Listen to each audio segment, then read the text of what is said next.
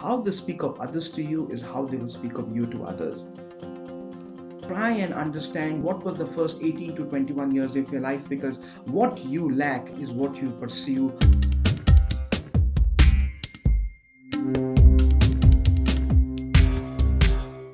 Little things can tell you a lot about a person, and this is exactly what author Pushpendra Mehta asked himself and ended up answering it with a book, Observe to Unmask 100 Small Things to Know People Better. So thanks, Pushpendra, for joining us all the way from Atlanta. Thank you so much, Zen-Brain, and thank you, Shruti, in particular. It's an honor and a privilege. So let me start by asking you a very, very basic question. How can you really unmask a person, as all of us are wearing some mask or the other? You first observe yourself and then observe others, your frailties, your ego trips, your weaknesses. And when you observe yourself, at least I've seen that every time I've observed myself, my observation, my perception, my listening, and my intuitive abilities all have been heightened. When that happens, you do four things. You speak less, you query more, you listen intently, and you feel deeply. And that's when the process of observation starts, because you become aware of yourself. And then the unmasking. To give you an example, if the person gossips to you, he will gossip about you. A little bit of gossiping is fine. I'm talking about serial gossiping, habitual gossiping. How they speak of others to you is how they will speak of you to others. Or there are instances where people have come and given me unsolicited advice. They have no idea about that field, or what my circumstances are. And that's happened with a lot of people.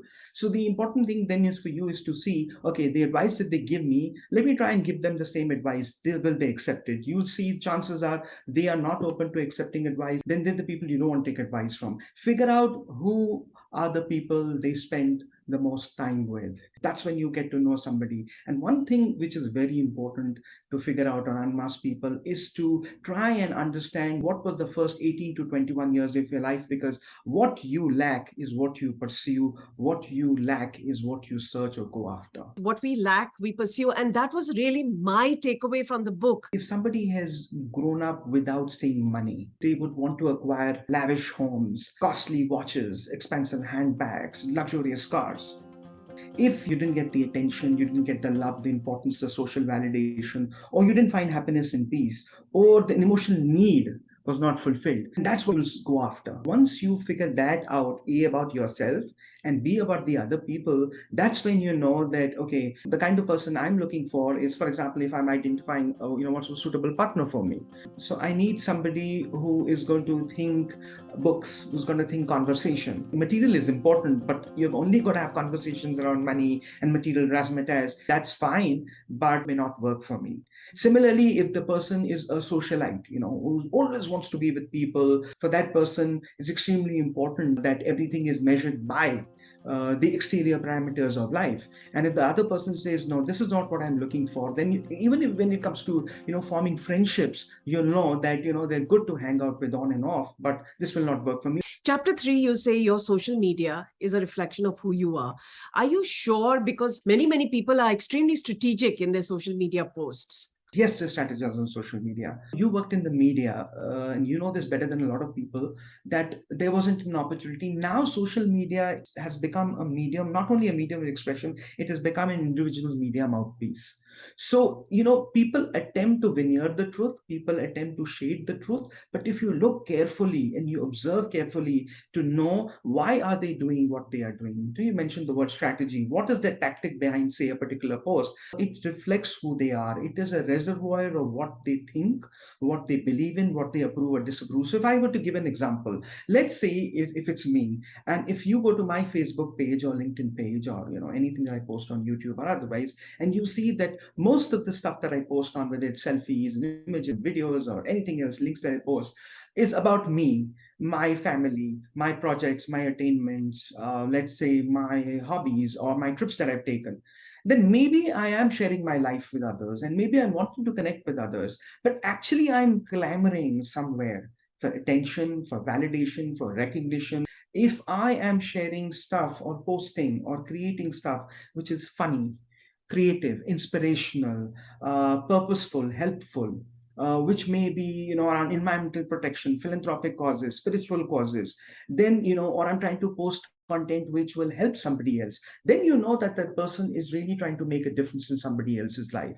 Pushpendra, some of the most interesting people in my life and those who are extremely social in real life are terrible on social media.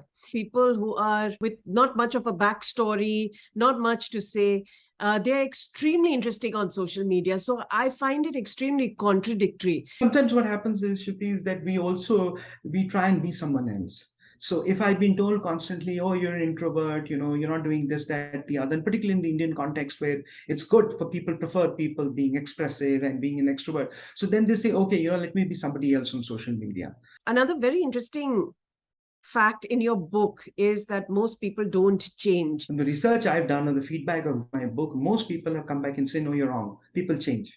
But I think what happens is that most people don't change. When I say that, we become more of what we already are. Change, it hurts your ego. It requires you to do things that you're not comfortable with. It's very easy for us to blame other people for our shortcomings and failures. The same person who would save a chocolate would have that chocolate over 3 or 4 days in a refrigerator. Not because, the person's parents lack the money. No.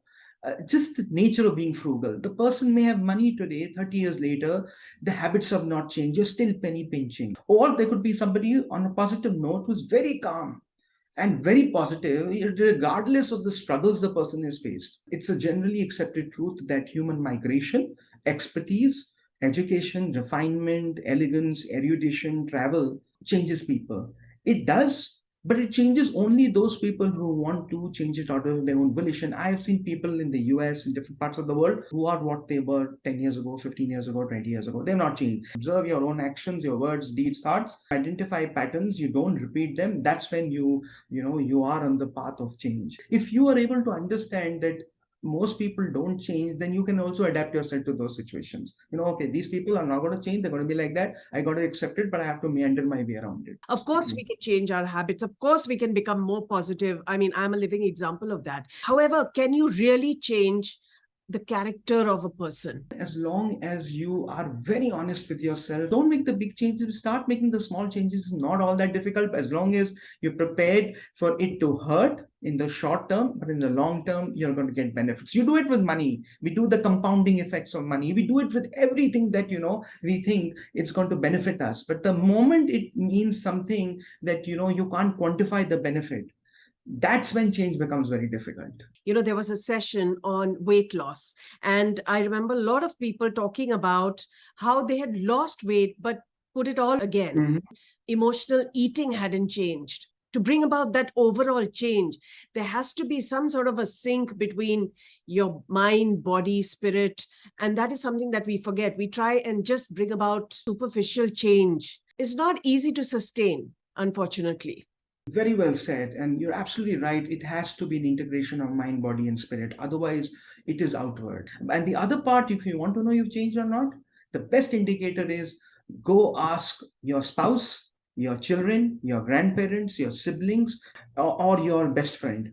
If these people tell you you're not changed, no matter what you think you've changed, you've not changed. Now, one other thing I need to ask you, and I remember you posting about this on LinkedIn, and I even asked you there, the feet communicate. This is something I was extremely intrigued by. So what do you mean? If you want to know the intent of a person, you want to know what is the person's mindset at that point in time when you are engaging in a conversation, just look at the feet and do it very subtly. A person's feet will always point in the direction of the individual that they feel most comfortable with, that they agree with, that they feel home with, or just the fact that they're paying attention to that person. If you are having a conversation with me and you notice that I pulled my feet back, or my feet are pointing in some other direction, that is a sign of disagreement, sign of discomfort, and it also may be a sign that I'm really not with you. When I was talking to somebody and their feet were pointing at the door or the exit, we were discussing something, they barely had 3 minutes or 4 minutes to leave, and I exceeded that time. I stopped myself. I said, I think you need to leave. There was no other part of the body language that's just telling me that. And there is another very important thing then, which happens in interviews, which happens in situations which when a person is either tense or conscious, is people place their feet really close together. They're either nervous, they are shy or they're insecure. They may not be comfortable in a situation. It could just be that they have an anxious personality, or just could be, like I said, a little stressed, or they may have stuff going on. Your feet matter. Communication itself is more than just words. In fact, only 20% is words. It's everything else. It's how you look at that person, your facial muscles, how you smile, the way the pupils dilate. You'll find in life there are more similarities with others than you think. And in trying to unmask others, you actually end up becoming more self-aware of who you are, and of course unmasking yourself. It's been a fascinating discussion. My learning about people is that human behavior or people behavior is complicated, but it is predictable. And as you rightly said, people across the world are the same. They just have different ways of handling similar situations. One of the things that, as people, that all of us have to work on is the fact that we're not producing very exceptional or extraordinary people in society. Because what happens is we are the product of our upbringing, parenting, environment, and circumstances. So what happens is that we expose the younger generation, our children, to what we know, what we believe, and what we experience.